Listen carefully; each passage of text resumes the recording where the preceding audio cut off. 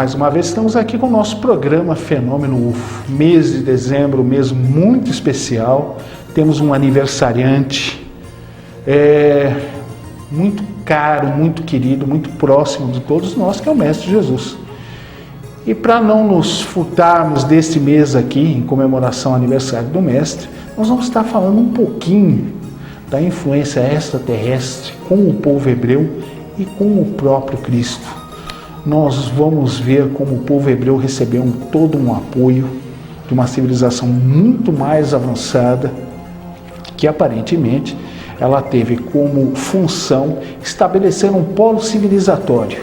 E para isso o povo hebreu foi eleito por esse povo de um outro mundo, para que se começasse um polo civilizatório aqui na Terra. Então, hoje estaremos abordando esses dois temas, em comemoração ao mês de dezembro.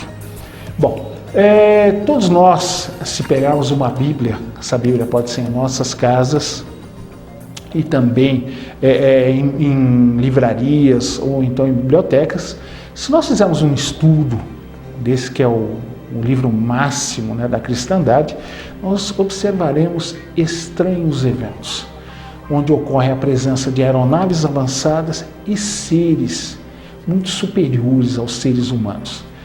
Essas naves, esses veículos são retratados como glória do Senhor, carruagem de fogo. E por quê? Porque nós temos que considerar a visão daquela época. O povo daquela época não sabia o que era uma aeronave avançada, não saberia reconhecer o que seria um astronauta. Então nós temos esses termos: glória do Senhor, carruagem de fogo, anjo, filho do Senhor, Senhor dos exércitos, Jeová e Yahvé, que seriam o comandante desse grupo que esteve aqui em nosso mundo apoiando o povo hebreu.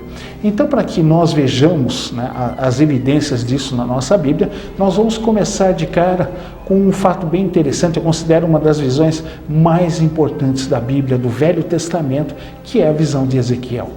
A visão de Ezequiel, que eu vou ler um trechinho aqui desse evento bíblico, Ezequiel, às margens do rio Quebar, ele observou um estranho evento, às margens do rio Quebar. E ele descreveu dessa forma, e no início deste fogo, a semelhança de 4 animais. E este era o seu aspecto, havia neles a semelhança de um homem. Cada um tinha 4 rostos e cada um tinha 4 asas. Os seus pés direitos e a planta do pé deles, como a planta do pé de um novilho, saíam faíscas que se assemelhavam ao cobre em brasa. E tinham as mãos de um homem debaixo de suas asas.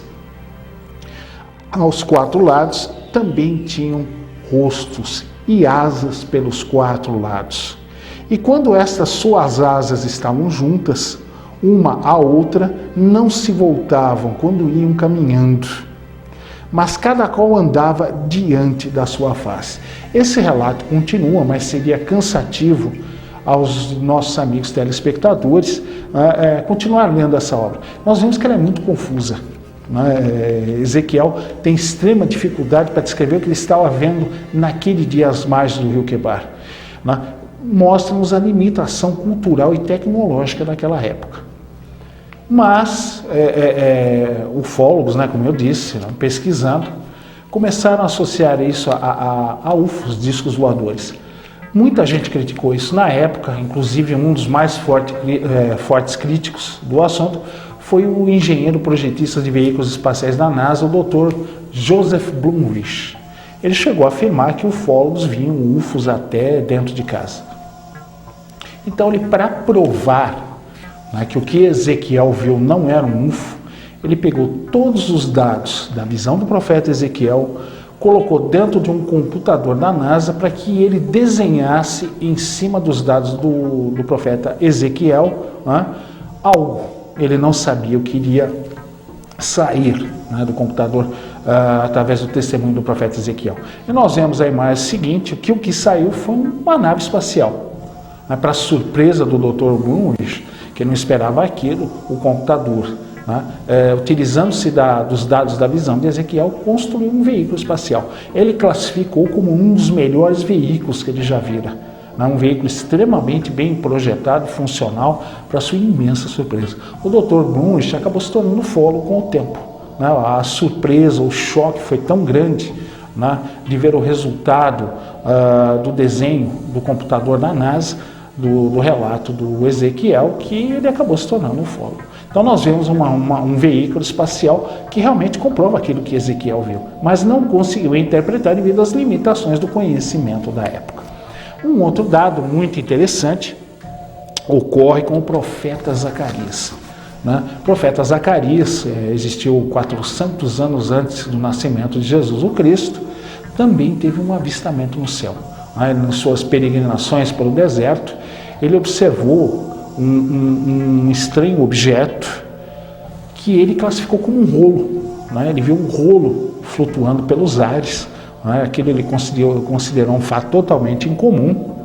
Hoje nós sabemos o que ele viu. O rolo seria uma nave cilíndrica que nós estamos vendo agora.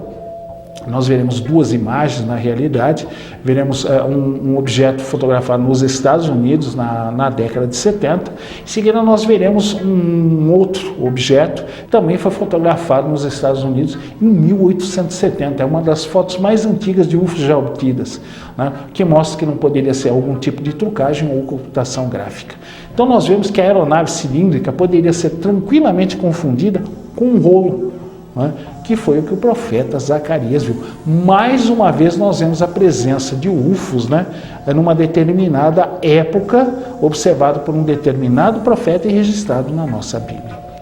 Além disso, nós não podemos esquecer também que nos relatos do povo hebreu são relatadas estranhas colunas de fogo, nuvens que acompanham o povo hebreu. Se nós lembrarmos bem, durante a fuga do povo hebreu do Egito para a Terra Prometida, constantemente eles foram acompanhados por esse tipo de objetos celestes, nuvens e colunas de fogo. Não podemos esquecer também do maná, que era aquele alimento que era jogado do alto para o povo hebreu, que depois de passado algumas horas ele praticamente se desintegrava, ele desaparecia, e os próprios anjos orientando o povo hebreu pedia para que eles não consumissem aquele alimento, passado um período de tempo, pela deterioração que ele passava e pelos males que ele poderia causar também. Mas, curiosamente, nós também vamos ver imagens associadas. Nós veremos um objeto se camuflando de nuvem. Veremos também fotos de objetos intensamente iluminados que durante a noite poderiam ser tranquilamente confundidos com as tochas e as nuvens que acompanhavam o povo hebreu. Mas daremos continuidade a esse assunto logo depois do nosso primeiro intervalo. Até já!